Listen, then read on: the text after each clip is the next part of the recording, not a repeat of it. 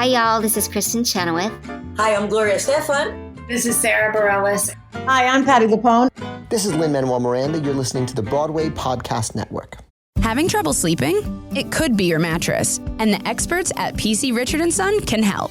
Right now, save up to $900 on adjustable mattress sets from Sealy, Tempur-Pedic, and Stearns & Foster.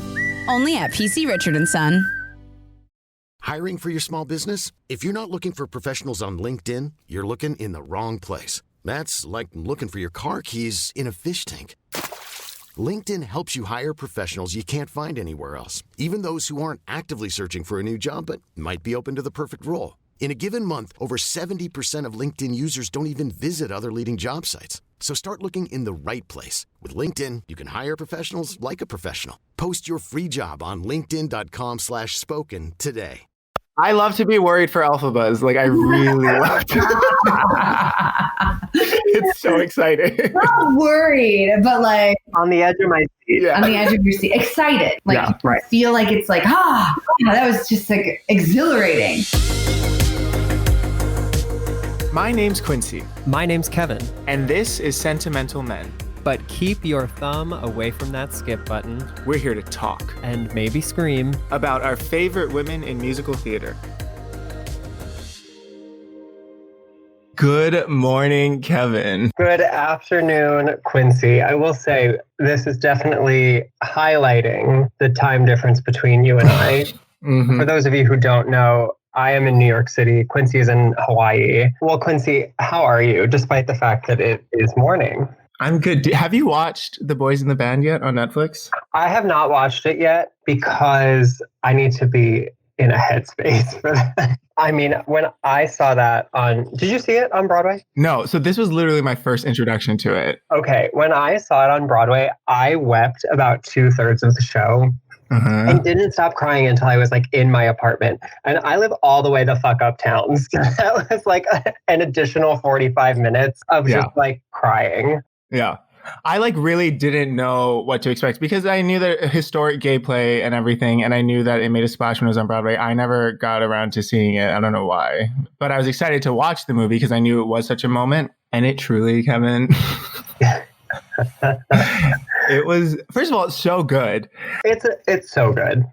I feel like I kind of need someone to sit me down and like talk me through it because there's a lot I think that could be unpacked that I just haven't really fully done yet. Yeah. But highly recommend. If by the time you're listening to this, if you haven't watched it yet, you are severely behind the curve. Oh my God, Quincy, this episode's going to be the first episode after the election.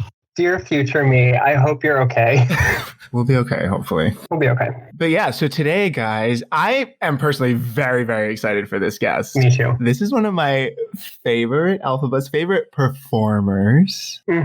So the guest today is Caroline Bowman. Woo, Caroline Bowman! Who has not only played Elphaba on Broadway, but was in the original Broadway cast of Kinky Boots, toured as Eva Perón in Evita. Also has toured the country as Elsa in Frozen the Musical. And Spamalot, right? Spamalot. I think Spamalot was pre-everything. Spamalot was everything. Was she the Lady of the Lake? Lady of the Lake in Spamalot. I mean, talk about Chords of Steel. Chords of Steel, baby. So yeah, we have Caroline Bowman coming in a few minutes. I can't wait. Quincy, I'm very excited personally for you for this one because as soon as we started talking about this podcast, like the first name out of your mouth was Caroline Bowman. So I know. I'm very excited for you. I think it's going to be a lot of fun. But Kevin, before we get into Ms. Bowman, let's get into Ms. Block. What a smooth transition, Quincy. Okay, so I don't know if this is cheating because I found and sent this stuck on SJB to you this very morning. I was going to say, I had a feeling. So there is this Instagram account, which if you don't know it, I go give it a follow. It is called Rare Musical Moments, and it is essentially just an account that posts 1-minute clips of some rare, some just like forgotten. Yeah. But today, this morning, they posted 1 minute of Stephanie J. Block singing You Don't Know This Man from Parade And let me tell you, I love Carolee Carmello. Sure. And I think like Quincy, you understand when I say Carolee Carmello is like my exact breed of Broadway diva. You know what I mean? She's just like, so that song has high expectations for me. And Stephanie J. Block does not disappoint because we get to hear her soprano, which is a lovely soprano. We get to hear her belt, which is a lovely belt. But most importantly, that song sits at her break. So the ease with which she is like dipping below her break and then floating back up above it. That was the most impressive thing to me. It's very vocally impressive. And that song, if I can get a little musical theater technique-y for a minute,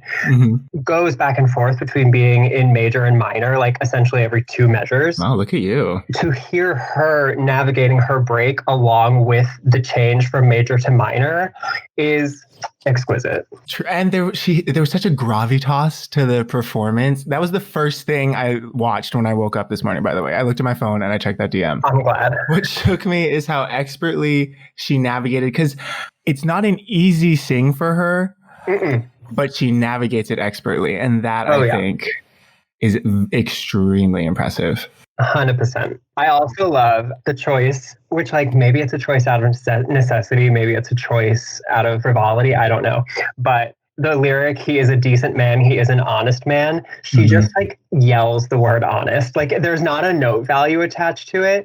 And then straight back into the belt. There's not a note value attached to it, but there is definitely an emotional value attached to it.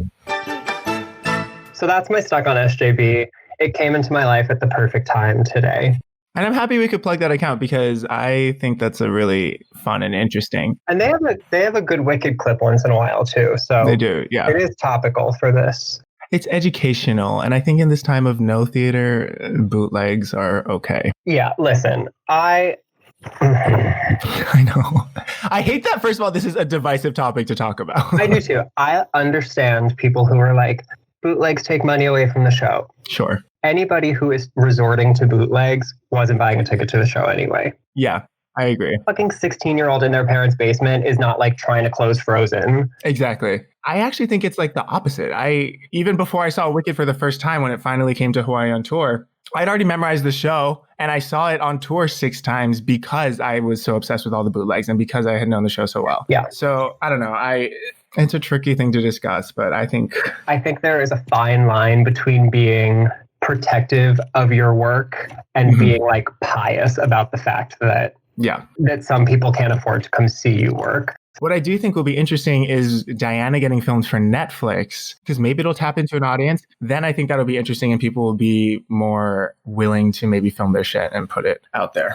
I'll be interested to compare the Hamilton Disney Plus recording with this Diana recording. I'm very excited for Diana. Someone described it to me as a cross between Ghost and Evita, and that is my exact niche. I mean, listen, I am the exact target for that show in a different way, because you could literally tell me that a member of the royal family was going to read the phone book and I would like log in to watch it. That's interesting. It's like very white of me, but I just I love the royal family so much because they fascinate me. Yeah, well, no, my mom is like that too. Like she's obsessed. She knows all the tea. She would watch all the weddings and stuff. I'm going to hang out with your mom. Like it never was a thing. But then I've had friends who have like, no, the royal family is like a big deal. So we'll see. I'm very excited. And I love former Glinda, Gina DeWall. Yeah, it's a good cast. I'm obsessed with the guy playing. Yeah, that guy. Caroline Bowman, welcome to Sentimental Men. We are so excited that you're here. Thank you for having me. Okay, I know how I want to start this. Evita, Elphaba, and Elsa. Oh my. It's Elsa Vitaba. Elsa Vitaba. The 3 power E's. Of the 3, which would you say is the most vocally difficult? Oh my gosh, Elphaba. Really? The Elphaba, hands down. Even more than Evita. Yes, honey, because Evita is 2 hours in and out. 50-minute act 1, 50-minute act 2. You're done. You're at the bar by 9:30. Of course, I never went to the bar because I was on vocal rest all the time. that is the clincher right there, is like, it's so much shorter. With Elphaba, it's nonstop for almost 3 hours, and you get no alone time being Elphaba. People are on top of you at all times fixing your makeup, and you're never alone to like breathe, except like maybe for like 5 minutes before you enter. But then, you know, intermission, they're all in there doing your contour because you're becoming Act 2 fierce Elphaba. Like, yeah. Is there something to be said too? Like Evita kind of feels like you're constantly singing once you go, and Elphaba feels like you stop and then another big number, and then you have downtime and then another big number. Yeah. It's like kind of like you never lose your momentum, I guess, with Evita is a way to look at it. Also, it is a big sing, but I found a lot of different like colors to play with Evita, and like there's a lot of like scenes where you're like speak singing and stuff. It's just they're just totally different roles. Notoriously, Evita is known for doing 6 a week, which I have no idea why Elphaba ever does 8. I have no idea. And I'm not afraid to say it now. I feel like no, Elphaba should be doing 6 a week. 100%. No person should be asked to do that 8 times a week. Some people can, and good props to them, but no. If Christine Dye is getting an alternate, I think Elphaba should have an alternate. 100%. Like there's just no, and she's got a standby, and like, yes, normally the standby goes on at least once a week, if not twice a week. But like it should, just the pressure of not having those extra 2 was like everything. And so I think because I only knew I had to do my 6 shows, I rarely called out. I did my 6. But by the 6th show for Evita, I was done. Like I couldn't do a 7th or an 8th. Like I what do they call it? Like I blew my wad. Yeah. Okay, so I want to go back to talk about when Wicked first entered your life as a person. I kind of feel like I've been on this journey with you because I remember seeing that YouTube video that I think your mother posted when you got the call that you booked Broadway understudy. And that's when you YouTubed Caroline Bowman, that's when it was still like a baseball player or something. Like you weren't even coming up yet, you know? And so it's just been really cool to see you grow in your career. Oh, thank you. So that is an incredible video, but we'll get to that. Okay. Yeah. So Wicked entered my life when it entered all of our lives in 2003. And I remember getting the Wicked album for Christmas, the CD, the actual CD. And I would always get my Broadway albums and like open them up, and I would look through all the pictures in the little like picture book. And so I remember on that specific Christmas, I have like the image of me laying on the floor of my living room, listening top to bottom of the whole Wicked album. Oh. So by my 16th birthday, which was that next May, 2004, my mom got tickets for all of us, like me and my family. So like it was my sweet 16th birthday. That was my like... Oh, so you saw original cast. I saw that original cast. I saw Adina and Kristen, and I had already, you know, all the songs were memorized. I was totally that audience member, like not singing along because that's a no-no. That's a no-no unless you're Elsa and Frozen and Let It Go and there's 1,000 6-year-olds and you're like, I can't. Oh my goodness. Yeah. Wait, did you see it pre-Tony Awards too? Yeah. Ooh, that's fun. Oh, wow. That's really fun. And then I saw it again my senior year of high school. I saw Megan Hilty and Shoshana Bean. So I got to see like Fierce Upon Fierce. And so then after that, YouTube happened like my freshman year of college. And so I was just obsessed with like watching YouTube videos of Shoshana Bean, Eden Espinosa. And like all I would do was watch Wicked videos on YouTube, like alone in my dorm room. Didn't we all? Yeah. Like just living my life. And I had actually, do you remember like LimeWire on Napster? Like you could get like illegal bootlegs. And so I had like illegal bootlegs of it, just like living for so I definitely was like a total Wicked nerd. Yeah. And I think I just started kind of manifesting the idea. Like I knew I saw the show and I said, I got to play that role. I got to be Elphaba. I mean, I had been preparing for this since I got that Wicked album, you know? Yeah. So then what was the audition process like? Because it happened pretty quickly after you finished school, correct? So I finished school in 2010 and then I did a couple tours and I went on the road. I did Spamalot. I did the non-equity tour of Spamalot, and that was so fun, and did a couple other things before I moved to New York. And I moved to New York in October of 2011 with nothing. I could say 2 suitcases and a prayer. I moved to 52nd and 9th. Whoa. Okay.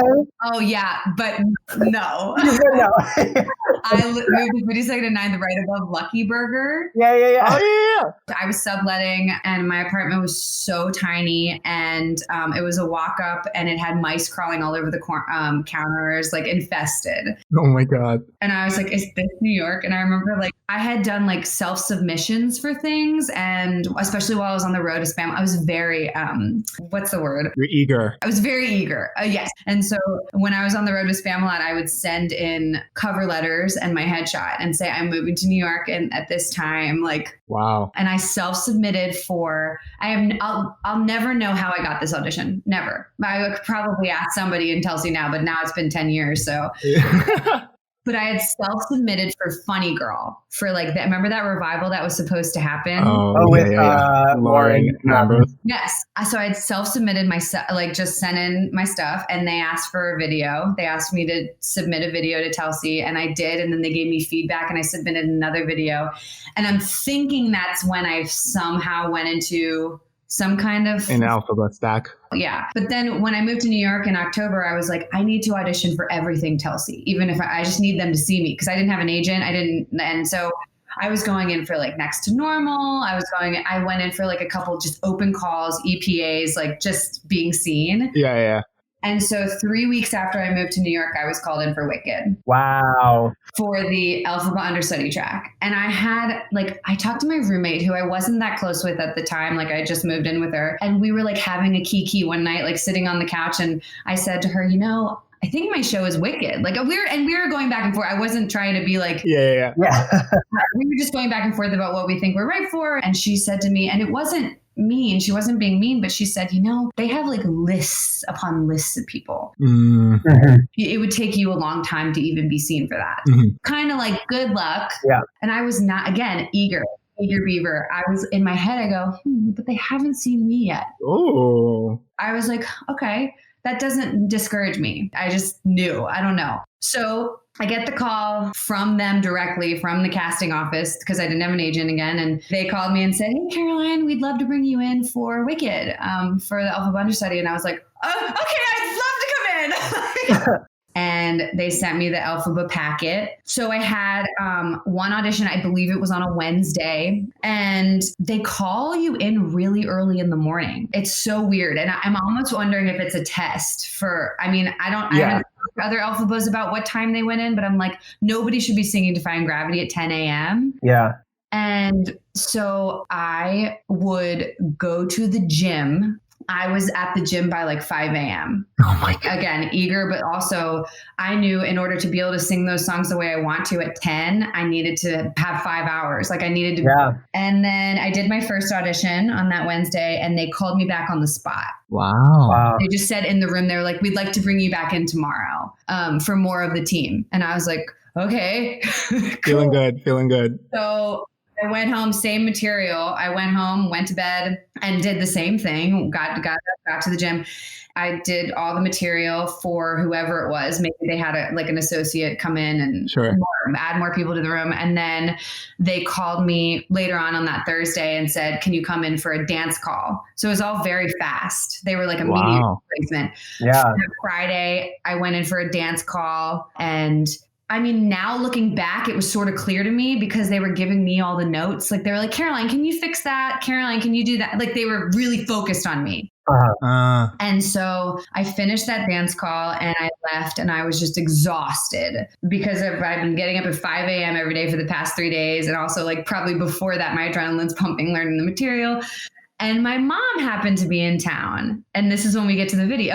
So my mom was in town. My mom's an actress as well. And she was in town for a commercial audition. So we were always going to meet up after my final callback. And she met me up and we were on 9th Avenue walking up, trying to find a place to eat. And she was like, how'd it go? And I'm like, I don't know. I'm so tired. Like, and I get a call from the office and I look down and it's 212 number. And I was like, Mom, this is them.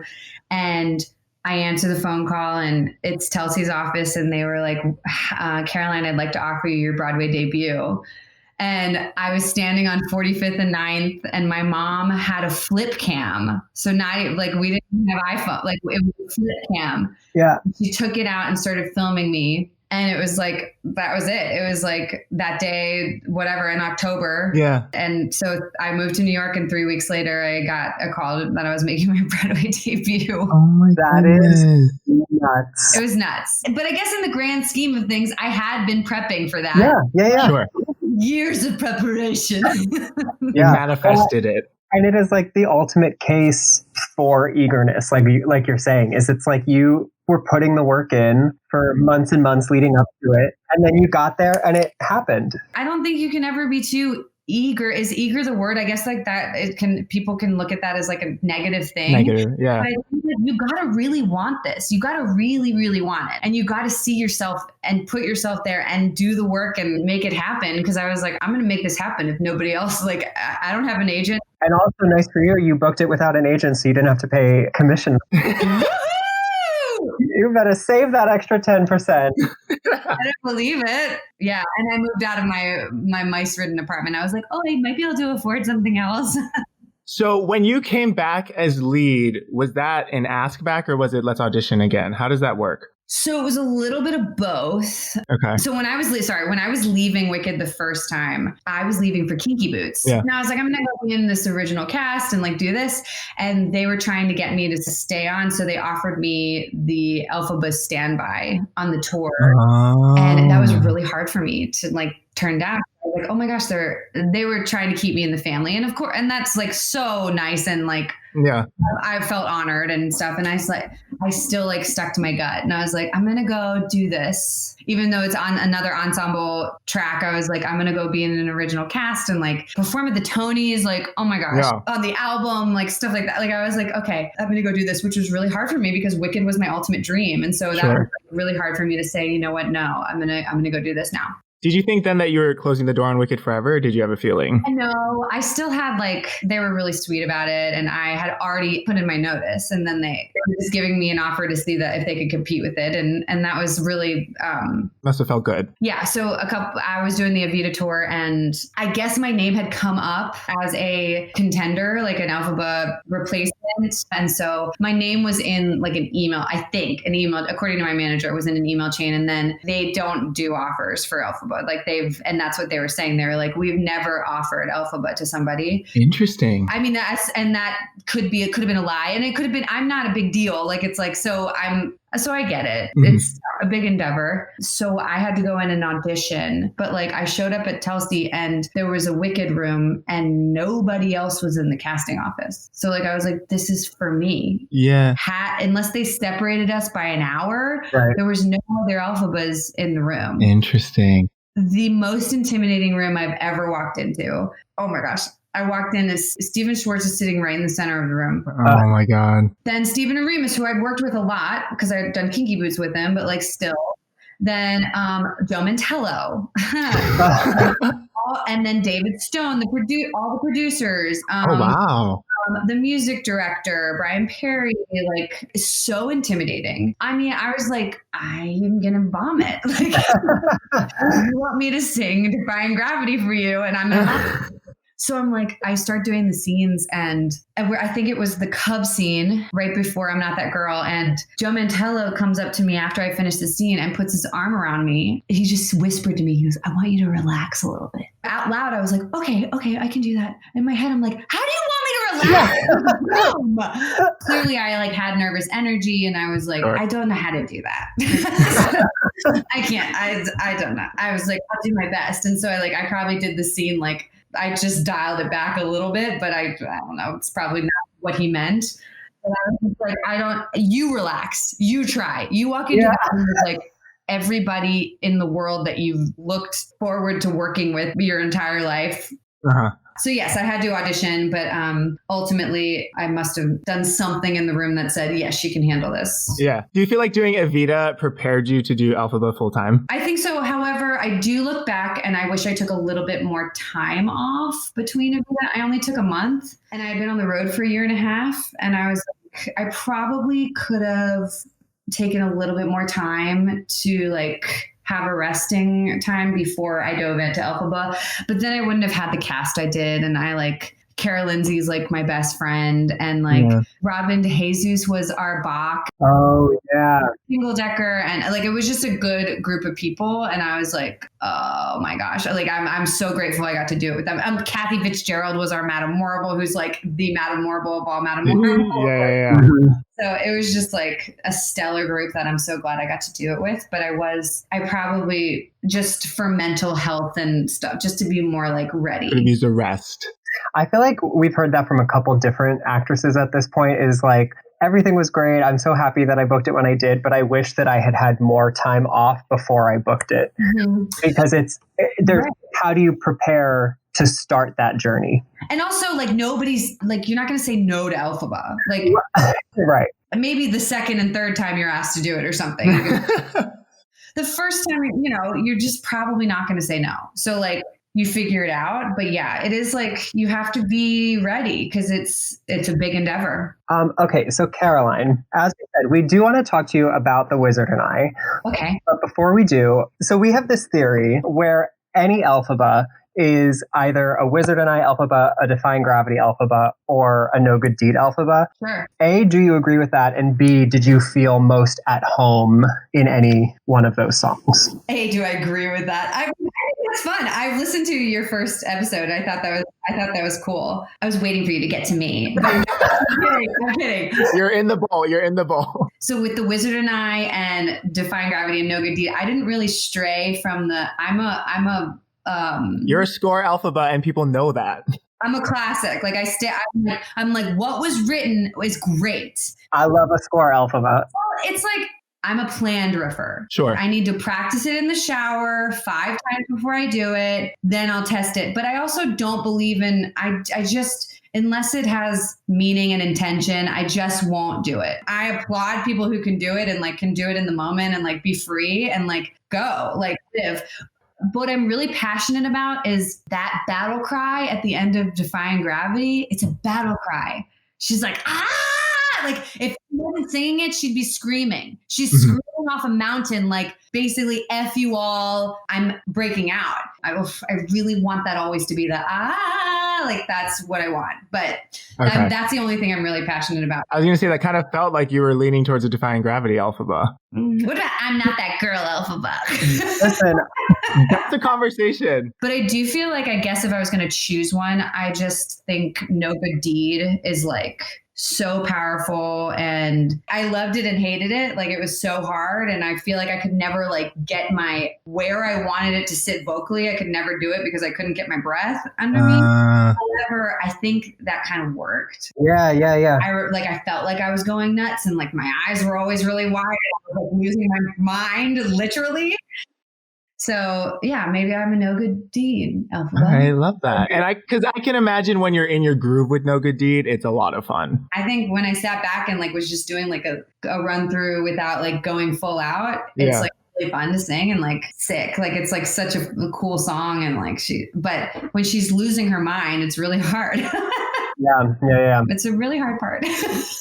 Okay, so moving into The Wizard and I, I kind of had this thought where it's a very narrative style song. It almost feels like one of those songs that in theater school, they're like, okay, perform this as a monologue to help with your acting. Oh, 100%. So like, I'm interested as to what the rehearsal process was like for that song. Like, do they pick it apart, or is it kind of at this point you sing the song and you can figure out the acting? You're first in music rehearsal, obviously. Like that's like the very first thing you do when you learn Elphaba. And so you're in a music rehearsal by yourself for like 2 hours straight, maybe longer.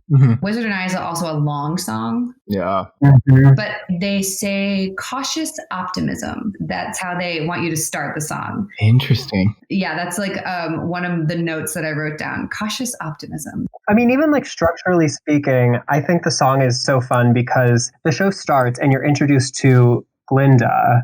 And it's like, okay, she's your narrator. She's going to take you through this story. And then it's like, zoo, zoo, zoo, zoo, zoo, zoo. And then you're like, oh no, she's mean. Like she was mean. And then it's like, here's this new character. Let's try her on to be our like emotional journey through the show. And so it's an uphill battle, I think, for Elphaba in terms of winning over the audience. Because 2 seconds ago, she was just yelling at everybody. Yeah. You know what I mean? Right. It's a big ask, that song. Well, because Elphaba enters very abrasively. And then when the song starts, the wall kind of comes down, it feels like. like. Right. And that's what's supposed to, we're supposed to see like the excitement in Elphaba and the young. And she's like, yeah, she's not this jaded character. She's got hopes and dreams and she wants all these things. But yeah, it's like being shot out of a cannon, though. That being the first thing you sing. Ooh. You're like, you better be ready. You better have like not been like, oh, I'm not going to warm up today. Yeah. No. You better be ready because that's a big thing. I think the cautious optimism is like maybe making sure you're starting in this like excited but small place. And like every verse is like a step up from the next. Do you feel like vocally the song builds in a way that prepares you for the end, or is the end still tricky? Yeah, I think it does. I think it's a good build. I think it's a beautifully written song. It's long. Oh my gosh. And something I always happened to me every time. And I think it's because they had me play. You have to look up and see your unlimited, like what that is for you. Sure. So you have to look down to make sure you're not going to trip. And then you look up and always post-nasal drip. Unlimited. Unlimited.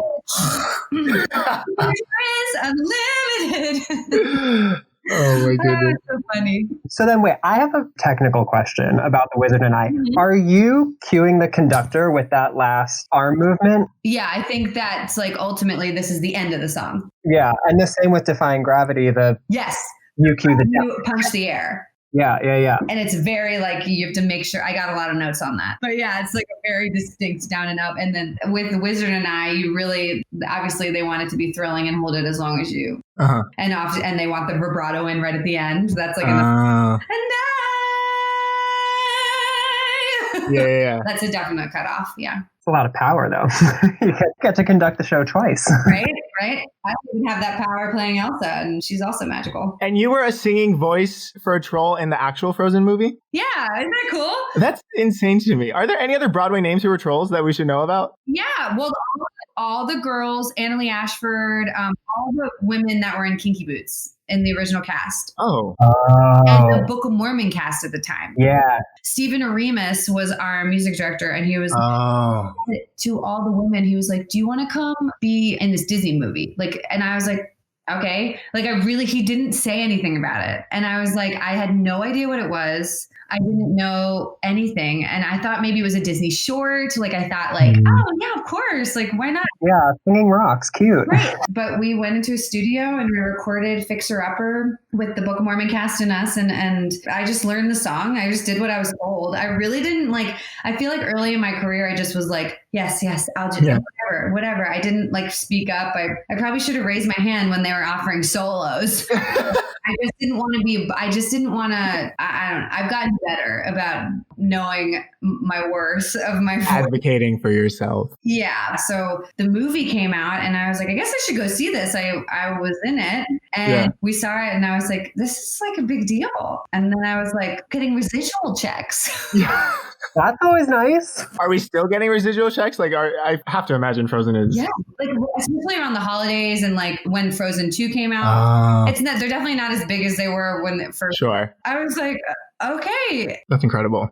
Caroline, where can people find you online on social media and such? My Instagram is Caroline Bowman 5. And I don't really tweet a lot, but my Twitter is Caroline V. Bowman. Oh, Caroline Bowman, thank you so much. Oh, you're so welcome. I know I could just hang out with you guys all day. All right. Bye, friends. Caroline, thank you. Bye.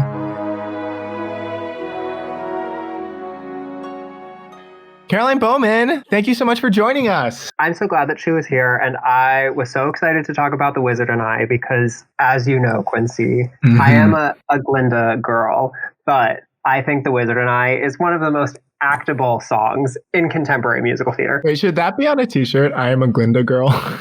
I am a Glinda girl. Do you remember the old t-shirts and the Elphaba one said Defying Gravity and the Glinda one said Popular? Yeah. Anyway, but I love The Wizard and I, so I was so excited to talk about that song. And I know that you love Caroline Bowman, so I'm glad that we both, not that I don't, but I'm glad that we both got to talk about something we love today. I feel like this was a really special episode for the two of us. I think so. Quincy, you know what I love about The Wizard and I that we didn't talk about? Oh, what? I love that the "and I" becomes more important as the song goes on. It's really Elphaba centering herself in her own dreams. because she starts off and it's like the wizard and I, and then it's like the wizard and I, and then by the end it's like, yeah, fuck the wizard, I'm the big exciting part of this partnership. Kevin, every episode without fail, you drop some analysis that makes me see the show in a new light. You're absolutely correct. You know that, though.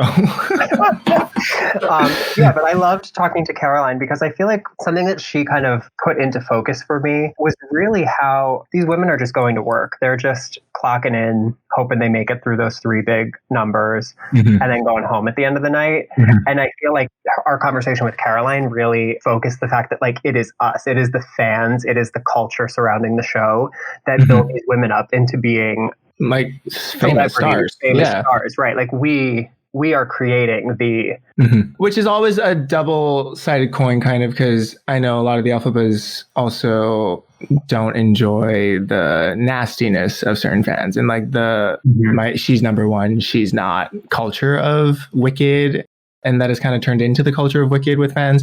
But I think on the other side of that, there is like a really beautiful thing where the fan base of Wicked is unlike any other. Like, I can't even think of another show that I was going to say Beetlejuice in a way, but not really. I think Beetlejuice had a rabid fan base, but it felt different in vibe. Well, and even that, it's just like, I feel like the Wicked fan base is an established fan base. I also think it's like Wicked looked at through a gay man's lens is also really interesting to me. I mean, if we're going to talk about this. Yeah, which I think is important to talk about. It's us. So, because I feel like Wicked defined a lot of gay men's childhood or younger years. Yeah, because here's this musical with this woman who is different than everybody else. Yeah. And then just like leans into it and becomes notorious because of those differences. I also think it's interesting that, I feel like pop culturally now, gay men really respond to a strong female character who doesn't give a fuck and is making themselves happy. And I feel like Elphaba very much is that. And I think that's very interesting to look at as well. Yeah.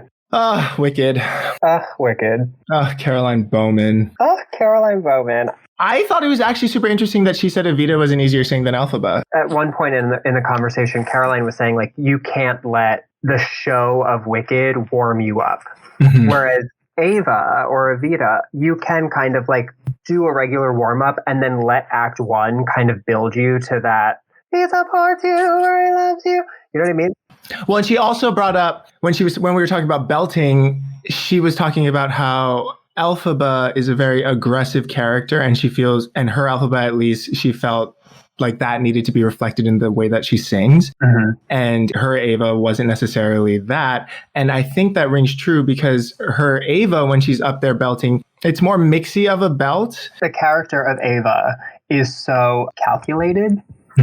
And so that affords an actress who is playing her the chance to be like very specific with her vocal choices. Whereas in Wicked, it's like, you got a belt, and then you got a belt, and then you got a belt. And it's only going to be exciting if the belt gets more dangerous as you go. I'm just so excited to see what comes next in her career. I know. I kept thinking about that. She is young. And has been working. Right. And she was in Wicked young. I think when the show started, Elphaba was kind of like, oh yeah, once you've gotten your chops, then you become an Elphaba. Whereas now I feel like it's almost a jumping off point for people's careers. A thrilling interview, really. Truly thrilling. She's so sweet. I know. Thank you again, Caroline. Yeah, thank you, Caroline. All right. I think it's time for Kevin's Glinda Corner. Woo! As you know, I'm trying to talk about the Glinda of each section that we're talking about. I love that you're doing that. I'm trying to create a journey for the Glinda girls who are listening. Obviously, Glinda is not in The Wizard and I, but she does have the last book line where she's like, something is wrong. I didn't get my way. I need to lie down. So she says that, and so that's her contribution to The Wizard and I. It gets a big laugh, and it does kind of put the audience in like a good mood before they hear this song. Yeah. So I think that's important. But Glinda has a lot of like funny lines that are funny because they happen in that like 1, 2, 3 pattern. Interesting. Something is wrong. I didn't get my way. I need to go lie down. Or every time she's talking to Bach, it's like, Bick, Bach, but look it over there. Like, it's always like clap, clap, clap. I think if Elphaba is our pinnacle contemporary leading lady, Glinda is really the example of traditional musical theater. Harkens back to that era. Yeah, which is probably why I like her so much and you like Elphaba so much. Yeah, I mean, that makes a lot of sense. And yet again, you dropped some knowledge. I'm afraid for the day where I don't have something groundbreaking to say. I'll have to talk about the very small but very large shoes of Kristen Chenoweth for a different... I've gotten that spiel from you, and I think that's worth talking about. All right, Kevin, thanks. That was a fantastic Glinda Corner. I guess at this point in the show, it's Glinda's Corner. Oh, thanks for listening, guys. Thank you so much. We will talk to you guys next week. I hope we have a new president next time we talk to you.